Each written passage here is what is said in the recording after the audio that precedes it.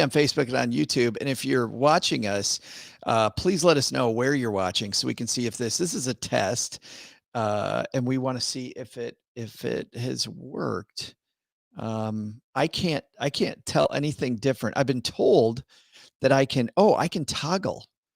Do you see down in the lower right? Can you toggle Money with Friends, YouTube and the Facebook?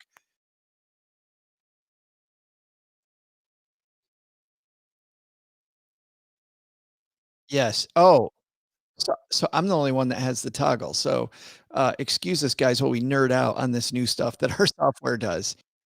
Uh,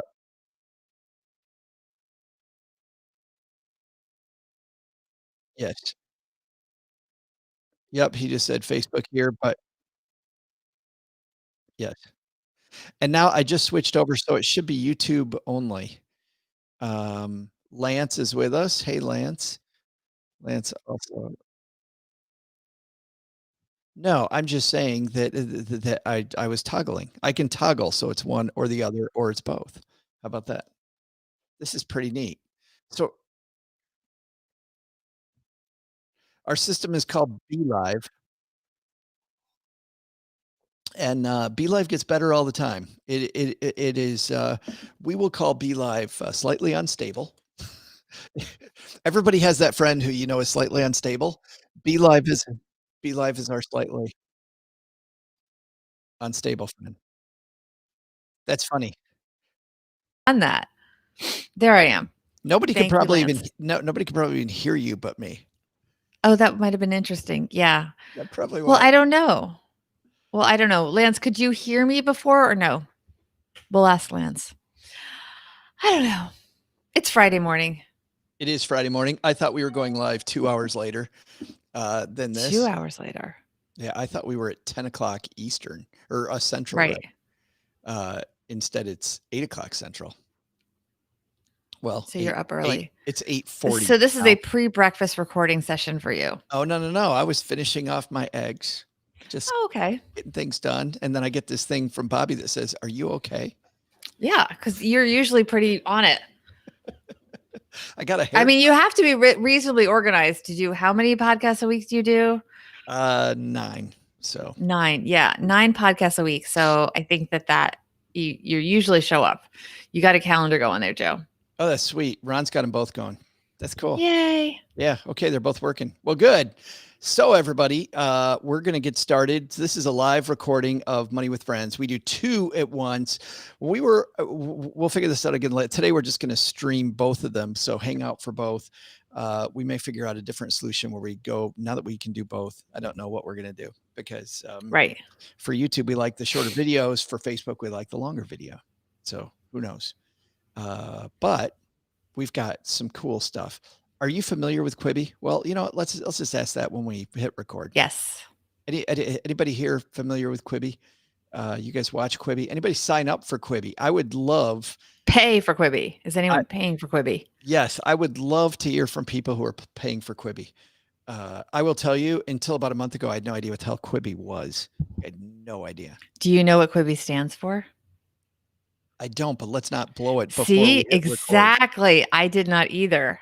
Yes. That will be revealed in the episode. And I think that's part of the problem because when you hear it, you're going to be like, duh. All right. We ready to do this? Mm-hmm. This is for, hey, Kelly. This is for tomorrow, July 25th. On this episode of Money with Friends, did you even know? Hold on a second. We're not ready yet. Well, you just need to be either a little further back or something, because the second you dug into it, you were over modulating. Yes. All right. Take one more time. July 25th. On this episode of Money with Friends, did you even know that Quibi is short for quick bites? We're talking about the fast and very expensive fall of the Netflix rival. It is Saturday, July 25th, and this is Money with Friends. Welcome to the Money with Friends podcast. I am certified financial planner, Bobby Rebel, host of the Financial Grown Up podcast, coming to you from my very grown up kitchen in New York City.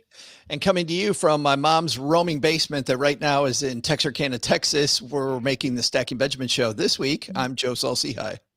This is the Money News Show that includes commentary on recent headlines and stories with thought leaders from across the financial landscape. We break those stories down into what matters to you, our friends, and we leave you with a takeaway to make it your own. Today's show is brought to you by Tiller Money. Optimize your financial life in Google Sheets or Microsoft Excel with fast automatic transaction imports, easy templates, and a free 30-day trial. How do I get that goodness, you ask? We got you covered. Head to tillerhq.com/MWF for more. Bobby. Joe, you did not Quibi. know until this moment that Quibi stood for Quick Bites. I did not. And I like how you just saved it until we hit record. Quick And bites. yeah, and I didn't know it until I was reading this article. And I think that at its very heart, the fact that that was not part of this marketing campaign to let people know what the word Quibi meant, at least we didn't catch it, is a thing. I think that nothing about the quick. I think this was a quicker bite than Meg Whitman or Jeffrey Katzenberg really wanted. By the way, Oh, yes. might be. But, We're going to talk about Quibi struggling. If you don't know what Quibi is, or even if you do, hang on because we've got that. But first, let's see which one of our friends is going to help us kick off today's show. All right, today's piece comes to us from The Guardian, and it is written by Adrian Horton. The Fall of Quibi. How did a starry $1.75 billion Netflix rival crash so fast? I can't believe it's that much money. Nearly 3 months ago in early April, the $1.75 billion content experiment known as Quibi lurched from its rocky, much maligned promotional campaign into full-scale launch. The service offered a tsunami of celebrity-fronted shows segmented into quick bites, hence Quibi, there you go, Bobby, of 10 minutes or less, a Joe Jonas talk show, documentary on LeBron James, I Promise School, movie with Game of Thrones, Sophie Turner surviving a plane crash, all straight to your phone. At the time, many of us wondered if Quibi could deliver on its central promise to refashion the style of streaming into snackable bites, or if teetering under the weight of its massive funding and true who's who of talent as the world shut down, it would become shorthand for an expensive mistake. The service, the brainchild of the DreamWorks Animation co-founder Jeffrey Katzenberg and former Hewlett-Packard CEO Meg Whitman, two billionaires deeply entrenched in the Hollywood and Silicon Valley establishment, was either, quote, going to be a huge home run or a massive swing and a miss. Michael Goodman, a media strategist with Strategy Analytics, told The Guardian. Given a string of bad news since its April 6th launch, missed targets, executive departures, Katzenberg singularly blaming the pandemic, and the sunset of its 90-day free trial with millions fewer subscribers than anticipated, the scale seemed decidedly tipped towards swing and miss. But while it's too soon to declare the end of Quibi, it's still worth asking, is the promise of the quick bite already over? And what went so wrong? Bobby? Since its launch, Quibi has been battered by a slew of disappointing news. The app staggered early, falling out of the top 50 most downloaded within a week of its launch, and only attracted about 1.5 million active users by the end of May, according to the Wall Street Journal. A drop in the bucket compared to over 50 million subscribers drawn to Disney Plus, which launched in December of 2019, and Netflix's whopping 183 million global users. Quibi is only available in the US and Canada. Most of those users were on the service's free trial, which ends this month. A Quibi subscription is $4.99 a month with ads and $7.99 a month without ads. So just of note, there's no free subscription. The company anticipates landing just 1 million paying customers by the end of the year, less than 30% of its first-year target of 7.4 million subscribers. The much smaller than anticipated subscriber base left the billion-dollar experiment, 1.75 billion actually, guys, cash-strapped. The Journal reported that Quibi was on track to have spent $1 billion by the end of the third quarter of 2020.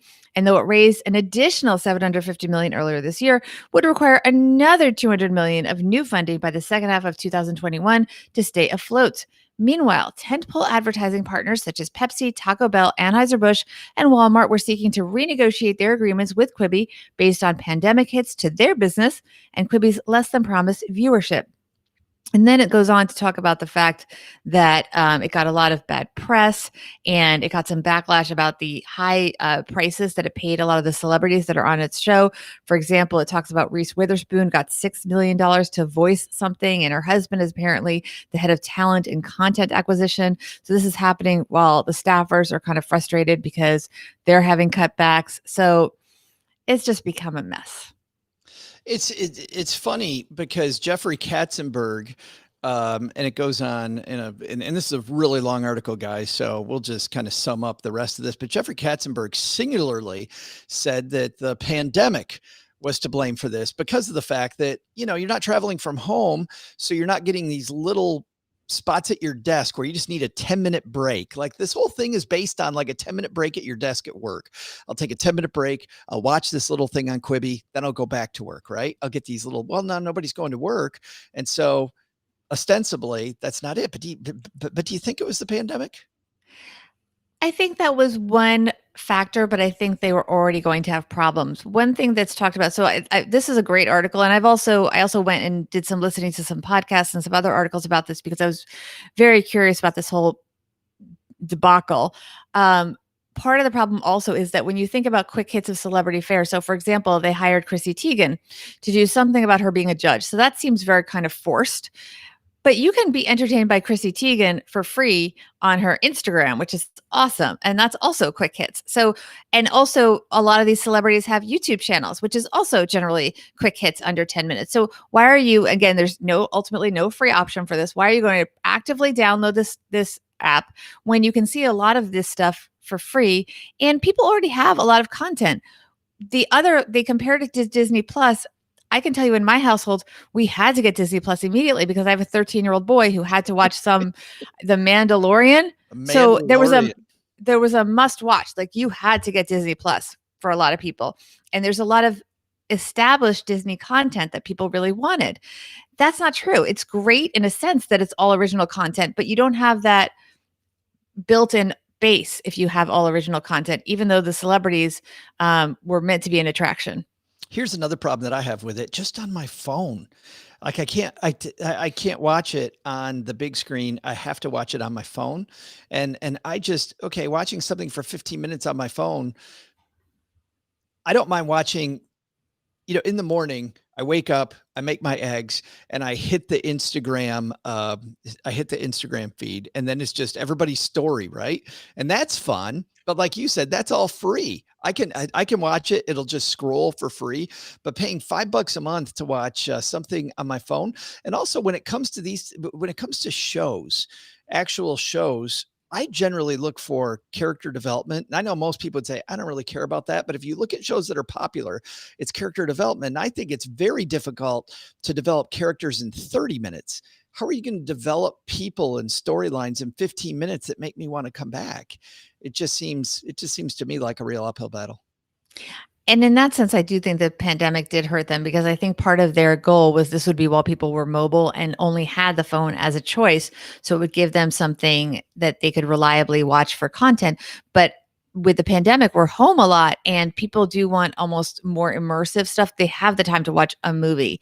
Or the truth is, because everything is on demand and you can pause TV now, which is something that wasn't true many years ago, you can also just stop where you are and resume watching. It's okay if you only have 10 minutes or whatever to watch. We have in our audience, Nathan, I think he's making a really good point that with YouTube, Instagram, TikTok, streaming services, with mobile platforms, you better have something innovative to compete. And I think people did try it. I think this 15-minute format they thought was the innovative part. But it's not, because you already have that on YouTube and you have that in other places. And you've had that. There have been shows on Netflix that have been 15 minutes.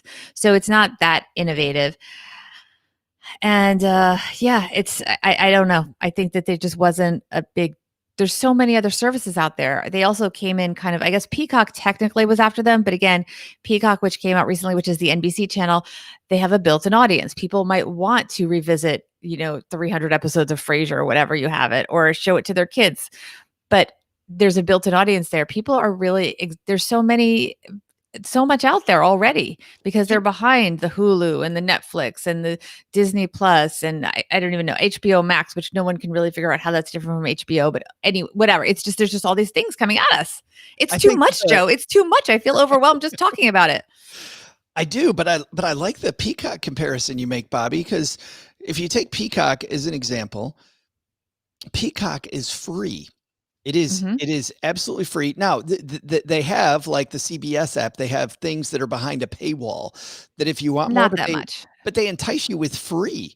They entice Hmm. you with, hey, you can just get our content wherever you want. Makes total sense to me that NBC would create this outlet and that they would price it that way. And will I add I'm sure at some point I'll add the Peacock because of the fact that it's free and then I get to decide if I like it or not.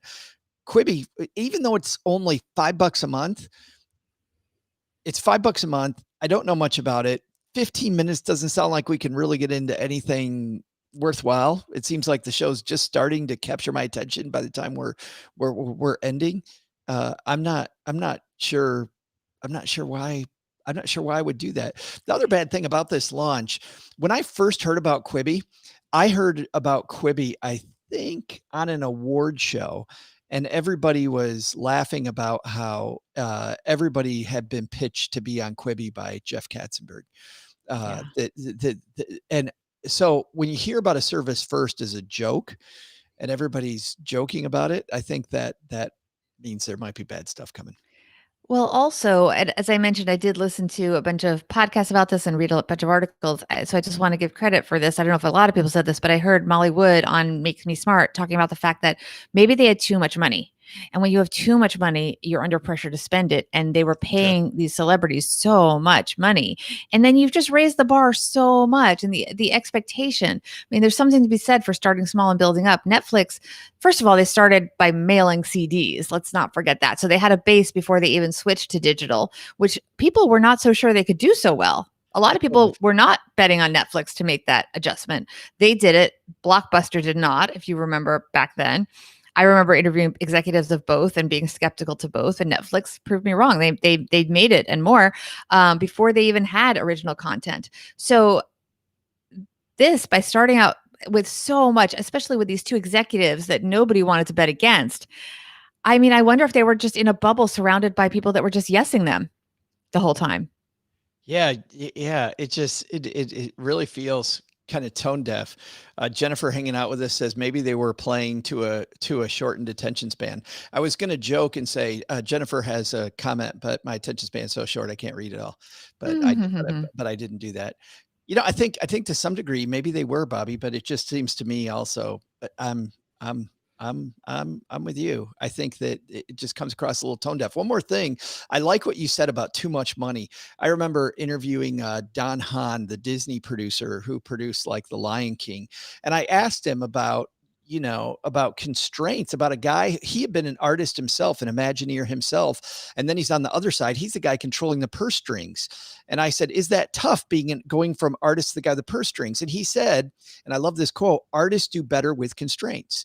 You tell them they only have so much money, they then do a better job of dreaming. But if you give an artist unlimited money and tell them they can do whatever the hell they want," he said, "most of the time they do nothing, or they do way, way, way too much that ends up being nothing." So not great. In just a second, Bobby and I are going to have our takeaway from today's piece, but just want to say a thanks to our sponsor, Tiller Money. If you're not familiar with Tiller Money, man, there's some big stuff going on at Tiller. Not only have they created some brand new templates that look just phenomenal, but also with Microsoft making big changes at Excel to bring back their much heralded money program on Excel. I know so many people back in the day who used money and who were so upset when it went away.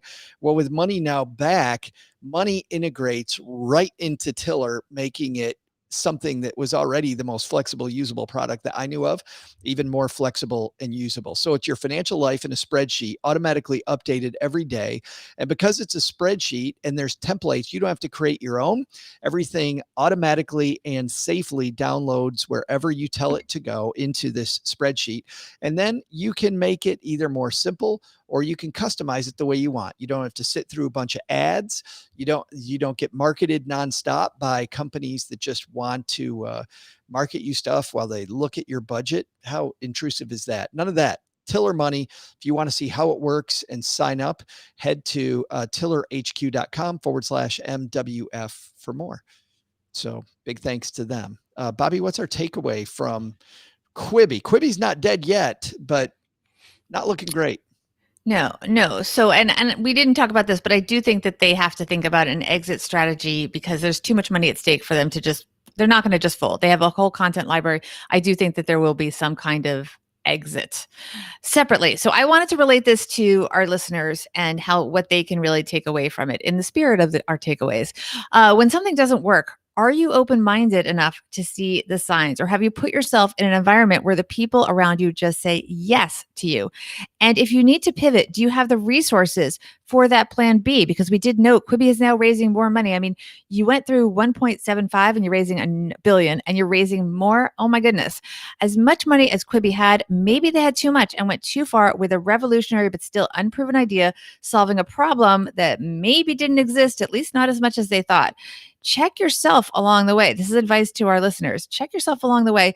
Look for early feedback, candid feedback, and be open to change along the way if you get that sinking feeling. Yeah, and I agree completely with that, Bobby. My takeaway was actually in a different area, and it comes down to your budget, which we always hear experts talk about, to spend lavishly in areas that you really care about, and then cut back in areas that you don't. And I really feel like, getting to your commentary about tone deafness earlier, maybe is $5 a month something, even though it's not that much money. $5 a month for With short ads. for With short form ads. with ads for short form video that I can get in other places. And I can't get this specific content, but I can get tons of short form comment, all stuff all over the place. Is that something that really I should be spending lavishly on, or is that something that I should cut back? I think learning to make those decisions about what entertainment's important to you, what entertainment isn't. This is a nice reminder. And I'm not saying that this is, I clearly put some judgment on that it's bad for me.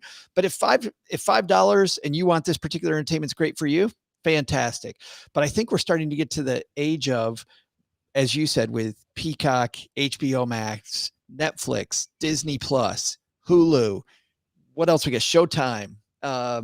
Name another service. There's 50 other services. Amazon Prime, right? We've got all these different services.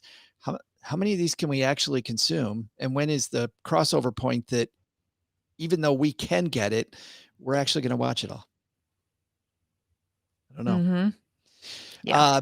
Big thanks to everybody hanging out with us today. Hey, good news. We just found out that our provider allows us to be on Facebook and on YouTube. So we spent the whole last week saying, guess what, guys, we're going to YouTube. Bobby, we might stick around on Facebook a little longer. Yes. Woohoo. Because why choose either or if you can do both? And guess what about this short form content? It's absolutely free. Yes. You're welcome. And we've developed characters, not in one episode, but over a bunch of different episodes. So I'm into character development, and Bobby Rebell is certainly a character. And we have developed characters over time, these relationships over time. Yes, definitely. Bobby, and we have our cast too. They're characters too. They are characters. Absolutely. Speaking of characters, you and I are back here on Monday. How do people help us make the show? You can follow us on Instagram at Money Friends Pod, and we will post when we are taping there. We also post it on our website, moneywithfriendspodcast.com. Go to the schedule area and you can see when we are recording. And we often post, so you can be part of our live audience. We also often post questions and quizzes on our Instagram stories page. So definitely stay close to that and look for those. And we will possibly give you a shout out on the show. And that would, I'm sure, not make your day, but that would make your week. So you definitely want. Oh, yeah. Yes. All right. On Monday, Bobby and I are back with all of the government stimulus slated to end unless they step up and do something else, Bobby. A lot of people facing layoffs in the face. Mm-hmm. How do you negotiate that if you think you're being laid off? That's on Monday at Money with Friends. Bye-bye. 20 minutes. Next week, and I'll go ahead and say this with the thing on and everybody hanging out with us. I think that the thing we've been, well, not next week, because next week, I'm all over the place, but in 2 weeks when I finally hit Vermont, let's let's really experiment with the really short form Alexa flash briefing and Okay. see if we can get that running. Because I think that adding that little piece to this recording session, well, you and I've talked about this 100 times, Yeah. but I think that would be fun. I was just reading a Westwood One piece about how on other channels they're doing it right now. So with the mothership focused on that right now, us focusing on the same thing might be a good thing. Agreed. And by the way, so we have so if you guys have suggestions for the show, please, you can definitely DM us on Instagram. That would be awesome for what kind of things you would like to see in an Alexa content from us. And also we are in the process of starting to put together a cast for the fall. So if you want to nominate somebody, you can also DM us if you have somebody that you think would be good to be one of our cast members. We did just get a great suggestion for a piece from someone as well. Just Yes. yesterday, day before. Yeah, we do. Yeah, good stuff. We'll definitely be doing that piece as well. So thanks, people who've done that. All right. Next up is something a little less Hollywood. Yeah. Oh boy. Unfortunately, very real. Yeah, let's talk. I wish this did not hit home with so many people, but layoffs. Hey, Sarah. Easier for Sarah to watch on Facebook. Is it maybe that you just spend more time on Facebook? Is that the reason why, or is it you're just naturally scrolling other stuff on Facebook? And probably. Yeah. Yeah. Well, YouTube, you want to subscribe to the Money with Friends channel, and then what you want to do is put alerts on there. That's the key thing, so that you know when we come on. Yeah. And I think also we're going to try to standardize times at some point soon if we can. Maybe when Joe stops moving so much. Moving. But I'm generally doing my cast members for our guests on Mondays early afternoon around noon or 1 p.m. That's generally regular, and we will maybe try to pick a permanent spot for this recording when my you can. times are very standard. It's Tuesday or Wednesday ish for the first one, and then it's Thursday or Friday ish for the second one. Those are very standard. Very standard. We're going to do that for the fall, though. That's going to be a goal. My schedule's a little bit wonky because my child's not at sleepaway camp these days. That's a goal of Bobby's. Yeah, that's a goal of mine. After I leave Vermont, I have no idea what happens after that month. So yeah, but we're going to try to standardize the times. My goal is to figure out where I'm living. That's oh my goodness. So, yes. All right. The second piece. Everybody ready? Let's make a podcast. This is for what, Monday, July 27th. Yes. On this edition, one more time. Do over. On this edition of Money with Friends, how to be ready just in case you or someone you care about gets laid off. It is Monday, July 27th. This is Money with Friends. Welcome to the Money with Friends podcast. I'm certified financial planner, Bobby Rebell, host of the Financial Grown Up podcast, coming to you from my very grown up kitchen in New York City. And coming to you one last time, well, for now, from Texarkana, Texas, and my mom's revolving basement, which happens to be here today. And we make the Stacky Benjamin Show. I'm Joe Solsihai. This is the Money News Show that includes commentary on recent headlines and stories with thought leaders from across the financial landscape. We break those stories down into what matters to you, our friends, and we leave you with a takeaway to make it your own. Today's show is brought to you by NordPass. We lock passwords. You hold the key with NordPass. Store your passwords in the cloud. Access them on desktop, mobile, or on your favorite browser. You can go between all of them, all encrypted on your device for your eyes only. Get up to 50% off, a 30-day money-back guarantee, and you will get 1 month free if you use our link, nordpass.com/MWF. And big kudos from a nice review on NordPass from our friend Peter in the Stacky Benjamin's Facebook group, talking about how much he loves NordPass. It's simple interface. And Peter said, but the big message is have a password manager. Don't have one killer password that once somebody figures that out, they figure out everything. Have a password manager. Yes. Bobby, today, just like a lot of people are firing that single password. A lot of people, Mhm. that's a horrible transition, but a lot of people also finding themselves maybe on the short end of a job because government benefits going away for a lot of companies. Right. So a lot of companies that had government subsidies on the condition that they not let people go, those are set to expire. And simultaneously, as we record this, and we may have some developments on this by the time the piece is released, by the time this episode is released, let's hope so. A lot of the extra pandemic subsidies for the unemployed are scheduled to expire at the end of July. And let's hope that we get some kind of resolution on that. So there's a lot of people worried about income and their jobs. And even if it's not happening to you at this point, it's something that is probably happening to somebody that you know and could happen to you. So I picked this piece because I want our community to be proactive and be ready. I think it's really important. Yeah, let's talk about how to protect your financial foundation. And to kick it off, let's see which one of our friends is going to kick off today's show. This piece comes to us from Bloomberg. It is by Suzanne Woolley and Jack Pitcher.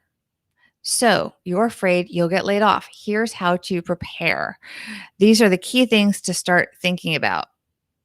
Act surprised, even if you aren't, and make them feel awful. That's the first thing you should do. They're being sarcastic here, by the way. If your boss is being says you're being laid off, says Roy Cohen, who spent 4 years as an in-house career coach at Goldman Sachs Group and now runs his own career consulting business.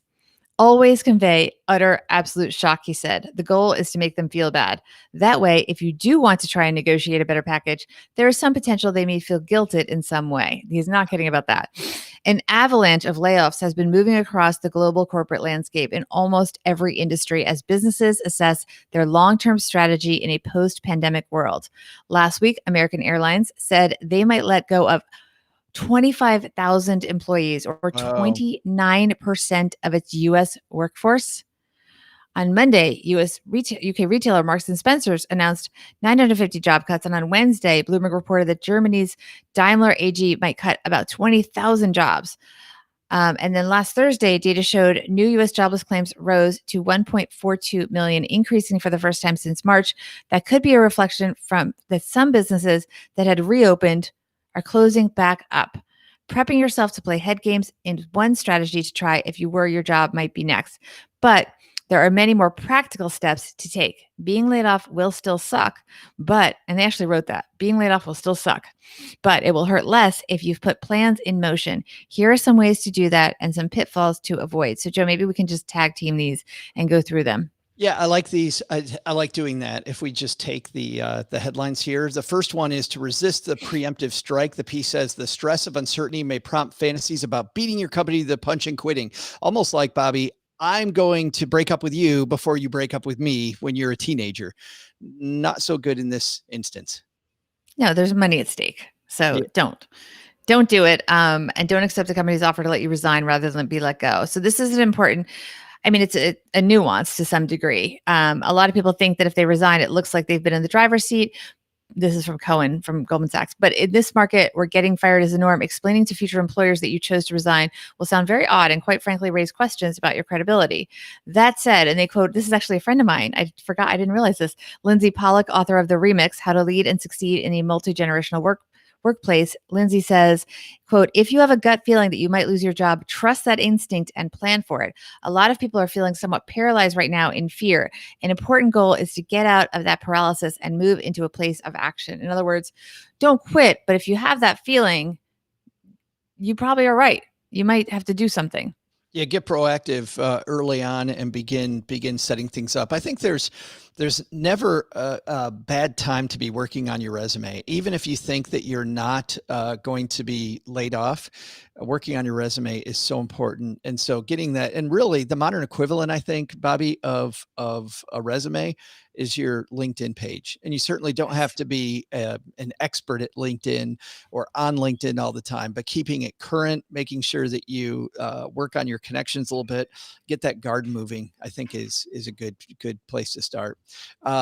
Also, and to her point, I totally agree. If you say I quit in the middle of a pandemic, people go, what? But in this particular instance, if you say, yeah, I got let go with 24,900 other people, there's no Yeah. nobody's going to think that that's a negative. Second on this list is know your unemployment benefits. I was just listening to a guy who owns several restaurants speak on this very topic, that when he saw coronavirus coming, immediately he wanted to know everything there was to know about unemployment, and it was to see if the people that worked for him, if they'd be better off with unemployment. And sure enough, he was able to give them a big bonus just before he furloughed everyone, hoping to bring them back in the future. But man, you want to know that yourself and not rely on your employer. Yeah, exactly. And the unemployment benefits, as we mentioned at the top, are constantly changing. So it's important to stay on top of the news and frankly just look at your state's website, because it does vary from state to state, the application for applying and different ways it's calculated, but make sure that you are getting what you are entitled to. And if a lot of people feel uncomfortable taking unemployment, but this is a unique situation. So don't worry about your ego. If you paid into the system and you're entitled, you should get what you're entitled to. This next one I think is probably the most important one, and that is copy your contacts. Among workers' most valuable assets are the contacts they've built up over the years. If you don't already have current information for business contacts stored in a file on your phone or personal computer, the one that you own, people, the one that you own, not the one that the company belongs to the company. Start the process. Copy any samples of work a future employer might want to see, while being careful not to run afoul of non-compete clauses and company policies governing proprietary data. And that last part is also really important, because even if you're fired, that doesn't mean that you or laid off, furloughed, whatever, doesn't mean you can take proprietary company information with you, but you can take examples of your work to show what you can do, but you can't give away company secrets. That's against the law. Absolutely. But those contacts are personal. I mean, they definitely are Right. personal. You built up these personal relationships with people. So taking that with you isn't proprietary. No, we've got a couple good comments here. We're live on Facebook and on YouTube. If you want to hang out with us, our YouTube channel is youtube.com/money with friends. And the Facebook channel is the Stacky Benjamins Facebook page. It's facebook.com/I Stack Benjamins. Dylan says, always keep your LinkedIn up to date and know the settings, and have the settings so recruiters can find you. Be proactive, even if you would love to stay where you are. I had a great friend who always said this, Bobby, and he did a great job of climbing the corporate ladder, making more money, and also finding a job that he absolutely loved. He said, there's never a price to talk. It never costs anything to talk to people all the time. And even if Mhm. it's not a love connection today, that leads to relationships that are things that you might find later. A great question here from Sarah, by the way. Sarah says, what do you think is a reasonable price for a resume refresh and LinkedIn update? Not my area of expertise, but I will say this, Sarah. I think that if you're happy with your job right now, learning how to do that yourself at first makes a lot of sense. Not that doesn't make sense to pay for the update later, but knowing that the advice that you're getting from a consultant who's going to help you really do a great job, I think is important. I always told people, as an example, when they own rental houses, to fix a couple toilets themselves. And the reason is that when you hire people to do it for you and they told you what was wrong, you could speak the language, you knew the lingo, and you knew what was worth paying for and what wasn't. So my first piece of advice would be to understand some of the basics of resume refresh and LinkedIn update. Sarah also says, by the way, she's a benefit consultant, perfect person to have with us today. Says also know the prices in Cobra, and if your life insurance policies are portable and convertible, know all of your Oh, benefits yeah. and what's portable. Fantastic advice there. Same thing. Remember, your 401k may have to be rolled over depending on how it's set up. Sometimes you have to take the money with you and you But have to set that up, but that's yeah. easy. And also former financial advisor. 99% of the time I tell people you should roll over that Yeah. 401k to And something. maybe, I don't know if you're not vested, that may be something that's negotiable too. If you're not vested in a plan, I don't know. Speaking of Um, negotiating, the next one here, Bobby, is sniff out severance. The piece says, try to find mhm. your company's termination and severance policy, dig up your letter of employment or contract, see if it mentions severance. If it doesn't, quickly ask around and look on a site like glassdoor.com to see if it's mentioned in company reviews. I know people, two types of people I had back when I was a financial planner. One type didn't ask the question, and I would beg them to, and they still wouldn't ask for severance. I had plenty of clients, though, that would negotiate a bigger severance package, which is always amazing to me. The company's letting you go, and they were able to negotiate extra money as they walked out the door. But knowing, I think, from other people, doing some intelligence that's out there on places like Glassdoor is a great idea. Yeah, especially because not everyone's going to ask. And if they are laying off so many people and you're the squeaky wheel, they may want to just make a deal with you so that you don't get louder. I don't know. Yeah. Yeah. Who knows why? But that's fantastic. What's next on here, Bobby? Raise your profile. So this goes back to, of course, updating your resume and your LinkedIn profile, but also highlight your success in working remotely. Let me see. Oh, it also, this is interesting.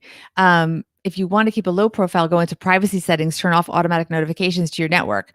I actually did this so that what used to happen is if you just change something slightly on your LinkedIn, that wasn't really a job change, but it was maybe adding some skill set that you had acquired or something. You didn't want to make a big announcement. If you don't change the privacy settings, everyone gets notified in your whole network and you start getting all these congratulations, blah, blah, blah. You probably don't want that while you're doing these little tweaks. So make sure to go into your privacy settings and turn off the notifications so that everyone I got to doesn't do get, that. I got to do that yeah, myself because yeah, I get congratulations on my work anniversary at Stacking Benjamins every year, and it's yeah, hilarious. Yep, still yeah, podcasting, yep, still sticking with it. yeah. And then it also, the next one, just to keep moving, build up savings, pay down debt. I think this is a good reminder, even though it seems obvious to our community of financially responsible listeners. You want to have that cash cushion more than anything and think carefully about that. This is also a time, though, when aggressive debt payoff hurts you because, and I see people put every dollar they have and they go, but because they don't like having debt, they take every dollar, they put it toward paying off their debt, and then they get laid off, Bobby, or they get disabled and they don't have any cash cushion to go from. So if you're paying extra on debt right now and you think there's a chance you might get laid off, stop doing that and instead build that cash reserve. This is a time where Yes. having a little bit extra debt for a few months, big deal. If you don't have a job, you need as much cash as possible, because this is the big aha that I had to go through. Let's say that you have a 30-year mortgage on your house, and for 29 years and 11 months, you make the payment, and you're down to this little tiny sliver of a payment. For whatever reason, you can't make that payment.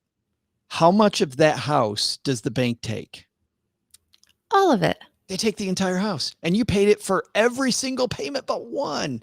So remember that debt payment in this situation, you want to keep money in places you can get at it. And also, if your credit cards sniff out the fact that you don't have the income that you used to have, it is very possible that they can find reasons to lower the amount of credit that you have available. We saw that happen in Yeah. 2007, 2008. You don't want to be stuck relying on credit lines if things are really bad. Right. And that is something that maybe you can do if you're not imminently being laid off, but you're worried about it. You can maybe consolidate debt into something that is a lower interest, because you're not going to be able to do that if you don't have income. People don't generally lend as easily to people without income. So anything that you want to shore up in terms of your debt, now is the time to do it, not when you don't have cash flow. The next two are fairly obvious. Next one is stay flexible. The cool thing is, I think, Bobby, you can be more flexible than ever. You can work from anywhere. You know, this is something that Cheryl and I are going through right now because we're flexible. We're looking all over the United States at where do we want our next opportunity to be? Something that we probably couldn't have done 20 years ago, which is pretty neat. Be a creative networker. We talked about that. Perfect your video presence. Man, this is something you would think that getting on a Zoom call takes no work. You and I have been doing video long enough, and I'm still not good at it. Doing video is a whole different game. Yeah. Yeah. So you have to be aware of, for example, your eye line, where you're looking. Make sure you're looking at the camera, not necessarily at the person that you're speaking to, which is not a natural thing to do. So learn that. You may want to think about what is behind you and what message that is sending out. The good thing now is there are virtual backgrounds, so you can often do that on Zoom or Skype if you can't. But there may be times when that would be a little bit weird. So you want to have a spot in your house where you can do a professional Zoom or Skype call when needed on very little notice. I was talking to that point. We don't do video for our Stacking Benjamins interviews, although we might start. This fintech founder I was talking to yesterday, Bobby, in his kids' playroom, and there was kids' play stuff all over. And if we were doing a live video and he's trying to make us, we're trying to take his new venture seriously. Obviously, audio only, it's fine. But man, if that were a video call, he's in his kids' Right. playroom. Not And like I said, you can just put a virtual background up in a pinch. sure. So That's why I be pretend like I'm staying at different people's house all the time. My virtual backgrounds will change all the time. Beware of being called back early from work abroad. That one can be scary. And then yes. search out bright spots. I think we can end this on a bright note. There are always growing areas, even in dire economic situations. In Singapore, for example, gross domestic product plunged and annualized 41.2% for the first quarter of the year to the second, led by contractions in travel-related industries. But the Singaporean fintech sector has been growing quickly, even in the pandemic, and expansion by global private banks in Singapore has intensified rivalry for talent, according to Bloomberg intelligence analysts as well. Interest from Hong Kong-based companies in exploring a move to Singapore has increased. I love that. Keep more of a global perspective, not just your little area that you're in. Yes, absolutely. Make sure you think about different ways that your skills could be applied. Unfortunately, there are times in life, a season in life where you may not be doing your dream job, but you can keep your family afloat and have money from income if you do a job that you're qualified for. This is grown up life, It, sadly. it is grown up life, but I still like what Dylan says. It says your double oven in the background means you like to have cookies baking while dinner is cooking. Sure. Let's go with it. I I do made dinner last night, though. I did. I don't always make dinner for my family, but I did make dinner last night. In just a second, Bobby and I are going to have our takeaways from today's piece, but want to say a big thanks to NordPass for supporting Money with Friends. They lock the password, you hold the keys. The way that NordPass works is super interesting. You keep your passwords in a single place, secure and organized. You don't have to reset passwords again. You'll get them wherever you need them on any device. So you go from your computer to your phone to your spouse's phone, wherever you are, you can log into NordPass and safely and securely get your things. You save time by using NordPass autosave and autofill features. When you log into a new website, NordPass prompts to save your credentials automatically. Next time you visit the same page, they'll recognize it and allow you to fill in your details with a click. It'll generate unique passwords that are absolutely difficult and I'm laughing because not only are they difficult, there's a slider where you can set the password length. You can make your password 28 characters. Imagine somebody trying to get through that. Head to check it out, by the way, and to get 50% off and to also get a month free because you listen to Money with Friends. Head to nordpass.com, but to get your free month, you got to go to /MWF. That's nordpass.com /MWF for more. Important to stay safe. Also important, Bobby, a lot of stuff we talked about today, but what do you think the biggest takeaway is here? You know, Joe, the temptation is to just hold your breath and just hope it doesn't happen to you or someone that you are financially or emotionally connected to. It doesn't happen to someone close to you. But that doesn't mean you can ignore the possibility. We are all vulnerable these days. All of these steps will benefit you regardless, and hopefully you won't need them. I love that. My takeaway is very similar because I think you're talking about risk management here. And generally in financial planning, we talk risk management. We're talking about insurance, but I don't like talking specifically about insurance because I think risk management is so much more. And this is a time of a lot of risk for a lot of people. And everything we talked about today is part of risk management. And when you broaden things out, you're less likely to use insurance when it doesn't make sense. In this case, we're really not talking about insurance, but I'm going to use our friend Dylan, who's hanging out with us, for my takeaway because I'm lazy, but also because Dylan makes a point that's very similar to what I was going to make. He says, always keep your LinkedIn up to date and have all the settings so recruiters can find you. But my big takeaway is going to be this: be proactive, even if you'd love to stay where you are. Even if you'd love to stay where you are, doesn't mean you're going to stay there. And in this environment, Bobby, you and I were talking before we went live today. There are people who are being laid off and it's blindsiding them. And even if it blindsides you, you want to make sure that you're ready. So having that risk management plan in place at all times, pretty good idea. Very well said, Joe. Thank you. Thanks, That was Bobby. excellent. I always like how you say that at the end. Bobby fills me with confidence every A episode. plus. Speaking of what makes me confident, I get very confident that you're going to have a great guest on tomorrow, a thought leader with us on tomorrow's show. Yes. But I'm drawing a blank who it is. Oh my goodness. We're back to the beginning. Oh, So I know who it it's is. I know it's Chris Gillibo. Chris, how can you forget Side Chris Hustle Gillibo? School. I know he's so Yeah. awesome. He's awesome. And yeah, we're gonna record, I think I'm not sure what our stories are gonna be, but they're gonna be awesome. We haven't recorded those episodes yet. But he's always great. And especially in this time we're talking about layoffs and stuff. I mean, he is the ultimate authority on side hustles. So I think he's gonna have a lot of great insights.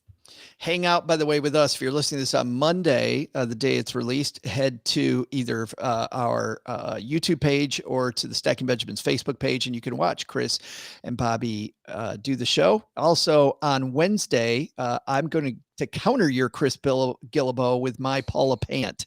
So Paula and I will be talking about some stuff that's in the news. So she's Bobby. I'm Joe. We'll see you next time back here at Money with Friends. Bye-bye. 22. God, Awesome, I guess guys. it was a long story. It was a long story. It was super fun. There was so much there. And also Nice important. job. It was really important. I mean, Thanks for there's the definitely help. people in my universe that are being hurt. And I'm just wishing everyone the best. It's definitely, I think it's hitting home for a lot of people. When you talk about the numbers are just staggering. I think everybody knows somebody being impacted, and hope in themselves, maybe. I don't know. It's hard. There's a lot of people out there. A lot of people in the last week saying it's going to get worse. Yeah. It's going to get worse, which sucks. All right. Something that doesn't suck is I get to write next week's shows, which are always Stacking Benjamin shows next, which is going to be fun. Yes. What are you doing after this? Well, I'm celebrating the fact that my podcast, Financial Grown Up, hit 500,000 downloads, Joe. That's fantastic. How awesome is that? That is very awesome. So thank you to everyone that supports deserved. Financial Grown Up. Well deserved. That's very, very cool. You always have great Yes. guests, and they always say quirky stuff, like stuff you don't expect. I mean, they do. You're telling stories they're not telling on every other podcast, which is pretty cool. Yes, I'm a little mean to my guests. I tell them that you can't tell a story you've already told. I literally do send them back. I reject the stories. I did that to it. I'm not going to out the guest, but it's a guest that is very well known and tells the same story all the time. And he'll be on in a few weeks. He wrote a really good book, and I made him come. I was like, that's great, but you're not telling that on my show because I've heard it before, and it's in your book, and you got to come up with another one, or you're not coming on. And they did. And he did. And they like it though, because they're like, oh, you don't want to hear. It's like they think you want to hear the same story over and over again. But I tell them, nope. If that is your big, people have sort of origin stories. That's sort of their story that they tell over and over again. And I tell them, nope, you got to come up with something new. Don't bring that. You shall not pass.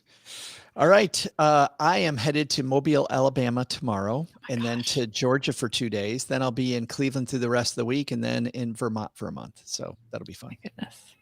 I'll be in New York. Which is way better. Bobby's our rock. Baking cookies in the kitchen, right? That's right. For Dylan. All right, guys. We'll see you later.